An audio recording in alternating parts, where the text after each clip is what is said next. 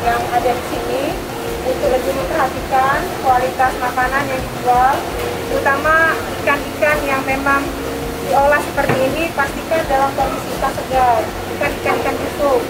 Yang kedua, ikan-ikan yang masih dalam akuarium yang hidup, tolong dipisahkan yang mana sakit, yang mana masih segar, jangan bercampur ya Bu ya, karena kami tentu ini melindungi masyarakat Kota Palembang jangan sampai membeli makanan atau ikan segar yang kondisinya sudah ada penyakit.